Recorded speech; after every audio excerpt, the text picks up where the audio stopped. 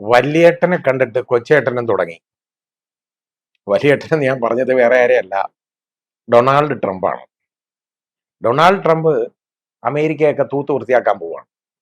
കാരണം അവിടെ വേറെ ആരും വേണ്ട. ആ രീതിയിലോട്ടുള്ള ഒരു കാഴ്ചപ്പാടിലേക്ക് പോവുകയാണ്. അത് ഒരുപാട് തിരിഞ്ഞടിക്കും അമേരിക്കയെ തന്നെ. കാരണം അതിന്റെ കാരണം അതായത് ഇപ്പൊ ഇന്ത്യയിൽ നിന്നൊക്കെ കുടിയേറിയേക്കുന്നവരാണ് യഥാർത്ഥത്തിൽ അമേരിക്കയിലെ കാര്യങ്ങൾ നടത്തിക്കൊണ്ടു പോകുന്നത്. അവിടുത്തെ ഏറ്റവും നല്ല സയന്റിസ്റ്റുകൾ എന്ന് പറയുന്ന മുഴുവൻ ഇന്ത്യക്കാരാണ്.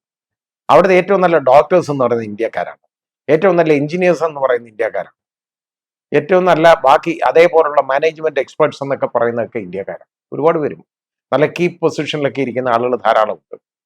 അപ്പൊ ഇവരെയൊക്കെ അവിടുന്ന് പറഞ്ഞയക്കുന്ന ഒരു ഗതികേട് വന്നു കഴിഞ്ഞാൽ, കാര്യം വന്നു കഴിഞ്ഞാൽ അമേരിക്ക ഗതികേടിലാവും. വേറെ കുഴപ്പമൊന്നുമില്ല. അപ്പോ ഇപ്പോ അവിടെ അത് അനധികൃത കുടിയേറ്റക്കാരെയാണ് അവിടുന്ന് പറഞ്ഞയക്കുന്നത്. ചങ്ങലയൊക്കെ ഇടുകയും മൂക്കയറിടുകയും ഒക്കെ ചെയ്തുകൊണ്ടാണ് അവരെ കയറ്റി വിടുന്നത്. ഈ കന്നാലികൾക്കൊക്കെ മൂക്ക് കുത്തും പണ്ട് കേട്ടോ.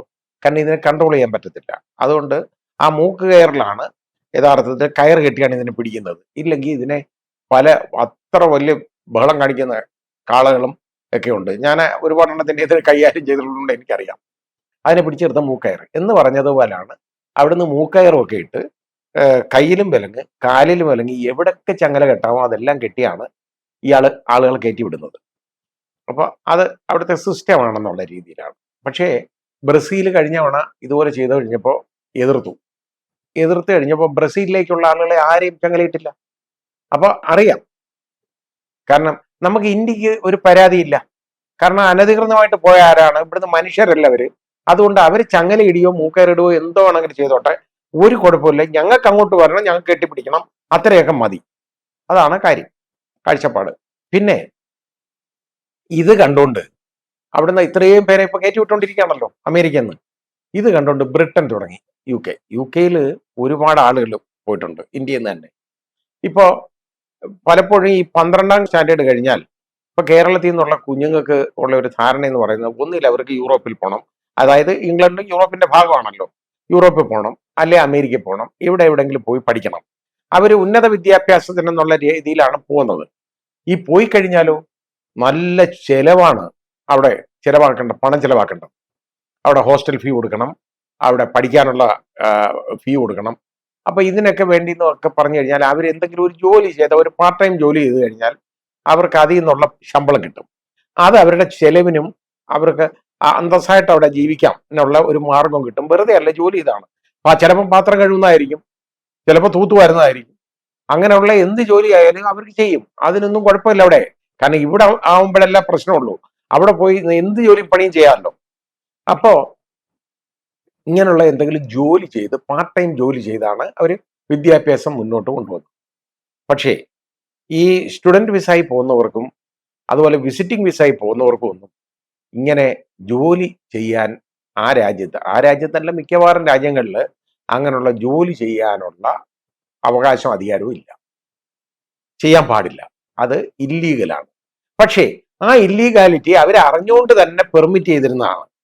കാരണം അവിടുത്തെ ജോലി നടക്കും, ഈ കുഞ്ഞുങ്ങളെ പഠിക്കാനായിട്ട് അവർക്ക് അതിൻ്റെ ഫീസ് ഉപയോഗിക്കാം, ആ ഫീസിന് ഉപയോഗിക്കാം, അവർക്ക് കഴിയാനും ആ കാശ് മതി, വീട്ടുകാർക്ക് വലിയ ബേർഡൻ കൊടുക്കാതെ തന്നെ അവരുടെ കാര്യം നടക്കും.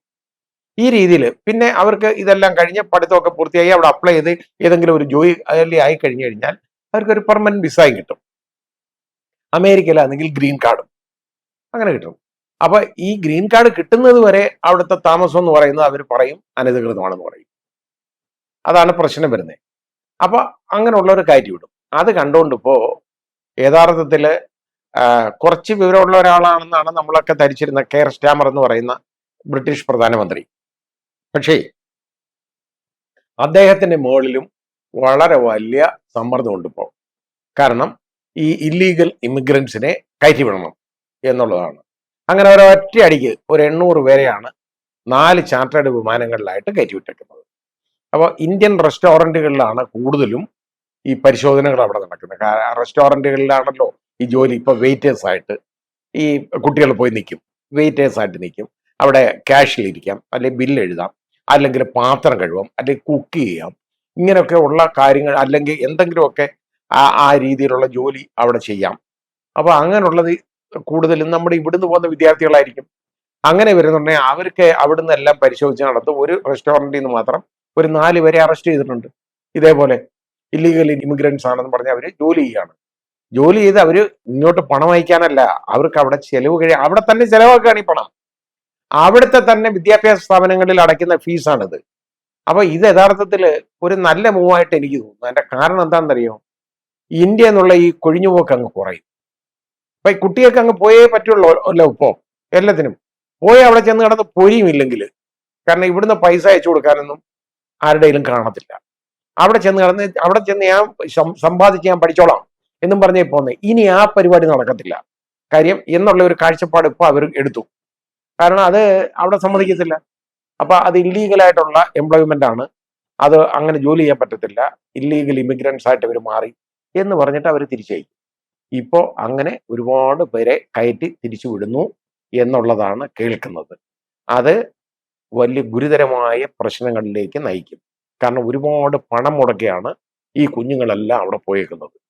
കാരണം അവർക്ക് അതൊരിക്കലും തിരിച്ചു കിട്ടത്തില്ല. അവരുടെ പഠിത്തം അവിടെ തുടർന്ന് നടത്താനും ബുദ്ധിമുട്ടാണ്.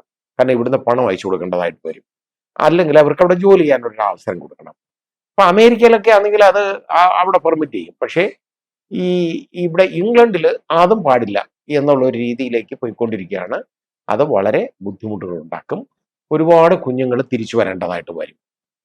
അതുകൊണ്ട് ഇത് കാണുന്ന കുഞ്ഞുങ്ങളെങ്കിലും ഒന്ന് മനസ്സിലാക്കുക, നമ്മുടെ ഇവിടുത്തെ കഴിയും നല്ലതൊന്നും അല്ല വിദേശം. നമ്മുടെ ഇവിടെ ആയാലും നല്ലതൊക്കെ തന്നെ ഉള്ളത്. ഇവിടുന്ന് അങ്ങ് പോയി നമുക്ക് വേറെ വെളിയിൽ പോയി നല്ലതായിട്ട് സുഭിക്ഷമായിട്ട് ജീവിക്കാം എന്നുള്ളൊരു കാഴ്ചപ്പാട് വേണ്ട. അത് ഇവിടെ വിദ്യാഭ്യാസമൊക്കെ കഴിയട്ടെ. അത് കഴിഞ്ഞിട്ട് ലീഗലായിട്ട് നിങ്ങൾക്കൊരു വിസയൊക്കെ വാങ്ങി പോകാൻ പറ്റുന്ന ഒരു സമയത്ത് യു ക്യാൻ ഗോ. അല്ലെങ്കിൽ പോകരുത്. ഇവിടെ താണ്ട ഒരു സ്പെയിനിൽ അന്തസ്സായിട്ട് നല്ല ശമ്പളത്തിൽ ജോലി ചെയ്തിരുന്ന ഒരാള് അമേരിക്കയിൽ പോയി. ജസ്പാൽ സിംഗ് അമേരിക്കയിലോട്ട് പോയി. അയാൾക്ക് അന്നേരം തോന്നി അമേരിക്ക പോകണമെന്ന്. കാരണം ഇവിടെ തിന്നപ്പോൾ എല്ലിൻ്റെ ഇടയിൽ കയറി. സ്പെയിനിൽ നല്ല ജോലിയായിരുന്നു. അതും കളഞ്ഞിട്ട് അയാള് 1 കോടി രൂപ ദുബായിലെ ഒരു ഏജന്റിന് കൊടുത്താണ് അമേരിക്കയിൽ പോയത്.